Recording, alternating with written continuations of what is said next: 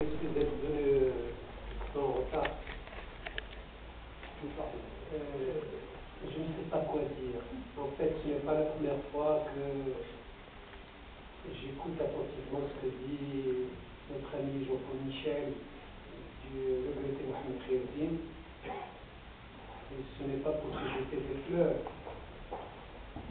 Et dire que s'il y a quelqu'un qui parle bien de Khaireddine, de façon authentique, de façon sincère et juste, c'est toi, Jean-Paul Michel. On a souvent parlé de Khaireddine de façon très maladroite, de façon injuste, en disant que c'est un poète hermétique, c'est un poète incompréhensible, c'est un poète qui n'a, parfois certains ne reconnaissent pas le poète Mohamed Khaireddine à cause justement de son style. En t'écoutant parler de lui, on a l'impression que tu parles de l'homme, mais en fait tu parles de l'œuvre. C'est ça qui est très intéressant dans ce que tu dis sur Khaireddine. Tu nous parles de Khaireddine, mais en fait, on met œuvres qui sont très liées chez lui, tu le sais très bien, mais en fait tout l'accent est mis sur l'œuvre de Khaireddine. Et je pense que tu es allé au fond des choses en disant clairement ce qu'a été le projet de Khaireddine. Et ce qu'est le projet de Khaireddine, c'est qu'on peut le saisir à travers son œuvre monumentale, théâtrale, romanesque, narrative, poétique bien entendu. Effectivement, le seul désir qui portait Mohamed Khaireddine vers l'écriture, et que portait au fond de l'œuvre Khaireddine, c'était le désir d'écrire d'abord, mais aussi d'écrire autrement. Je dirais presque de chercher à réinventer la littérature. Réinventer la littérature en y inscrivant son propre être. C'est une équation des plus difficiles, parce qu'elle engage la vie, elle engage tout un destin. Et je crois que c'est cela qui fait Khaireddine, à la fois en tant que poète, en tant qu'intellectuel. Et il était en avance, à mon avis, par rapport à son époque. Bien entendu, il y a eu avant lui des poètes comme Rimbaud, des écrivains comme Artaud, Mallarmé, etc. Mais je crois que quand je dis à son époque, c'était dans les années 60, et par la suite ce qu'on appelait au Maroc les années du plan, je crois que ce Khaireddine savait dire la poésie. C'est-à-dire une poésie totale, comme le disait Moussa Bouli à l'époque, une poésie totale. Une poésie totale qui engage l'être de façon entière. Et je crois, Jean-Paul Michel, je dirais presque que tu es le seul à pouvoir en parler de cette manière, à nous faire saisir justement cet engagement de la vie au service de la poésie, au service de l'écriture.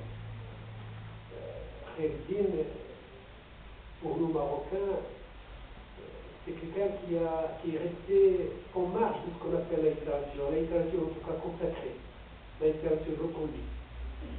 Et beaucoup d'intellectuels, je dirais presque, ne connaissent le Khaireddine que le nom, parce qu'ils ne sont jamais allés au-delà du titre de l'une de ses œuvres et d'un de ses textes. Ils ne sont jamais allés au-delà de la lecture d'un premier vers ou de la première phrase de ces récits, parce que justement c'est une écriture qui tourne tout en révision et qui met au défi toutes les grilles de lecture.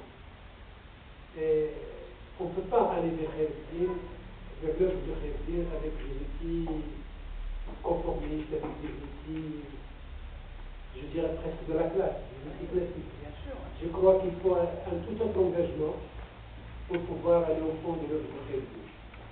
Et il faut être quelque part poète, en tout cas avoir une sensibilité poétique très forte pour pouvoir être à l'écoute de cette fibre, de cette sensibilité qui traverse de part en part toute l'œuvre de Khaireddine et qui nous fait vibrer quand on est attentif justement au séisme qui fait trembler cette œuvre de part en part.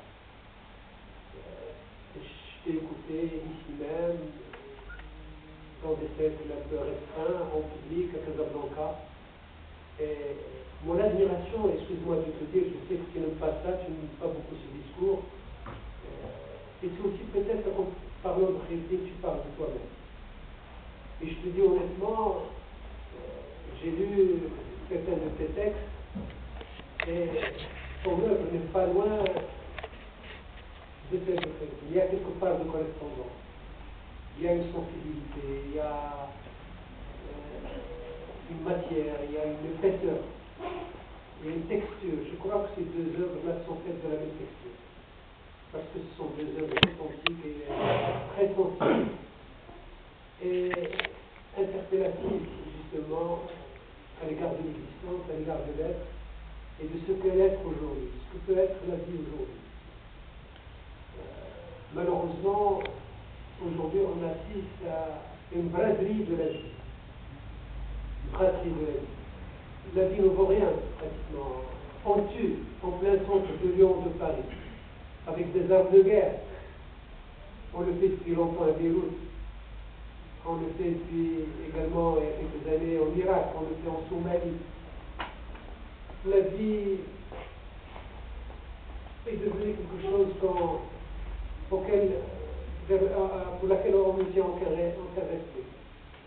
Et Khayr-Din, justement, a anticipé sur cette faillite dont tu as parlé. Et nous fait exister autrement, écrire pour donner à l'homme la possibilité, peut-être impossible, d'exister autrement. Je crois que c'était aussi ça, le désir de Khayr-Din. C'était ça aussi son message. Et en voulant exprimer ce message, il ne pouvait l'exprimer que dans une langue incompréhensible. Quel paradoxe, hein, parce que une langue courante ne peut pas exprimer cette fragilité, ne peut pas exprimer cette force qui soutient la vie. Il faut un discours autre, une parole autre, je dirais presque introuvable. Et Khayr-Din a été dans ce champ de prise de la parole, une parole introuvable, pour dire justement tout cela, toute cette force, dont l'homme veut se délaisser, je ne sais pas pourquoi, pour aller tout simplement du monde vers la médiocrité, vers la nullité, vers la faillite, dans son expression la plus abjecte, parce qu'il y a faillite et faillite.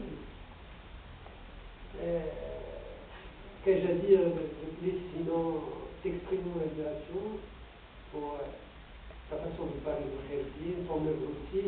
Je crois qu'on aimerait bien un jour pour se voir, pour parler de ton œuvre, quand tu veux. Oui, de ton œuvre. Et on va le faire, pour parler de ton œuvre, parce que c'est important aussi, pour ne pas passer à côté également d'une œuvre qui nous parle de l'autre côté de la Méditerranée, mais qui nous parle à sa manière, en portant les traces de quelque chose qui nous est intime. Parce que quelque part, tu es marocain. Hein, tu as beaucoup à... Tu aimerais, mais tu sais, l'appartenance du poète, c'est d'abord la langue, c'est d'abord le territoire imaginaire. Et c'est cet imaginaire, je crois, que quand je dis que tu es quelque part marocain, c'est par référence à cet imaginaire que nous avons en commun. Je ne voudrais pas être lent parce que je suis très heureux, je suis très ému d'être à côté de toi, entouré d'amis qui me sont très chers, Hassan Ibrahim, qui est très sensible à cet imaginaire du Sud, de la Méditerranée, de cette parole qui a été longtemps prisonnière et qui s'est libérée à travers des voix très fortes comme celle de Khayr-Din. Je pense à la parole du Chéri, à la parole du Souci. Et également, moi, mon ami Haji, qui est un poète, qui dit que je le connais, est tenté par la poésie, habité par la poésie. Et j'aimerais bien un jour le voir publier son premier recueil.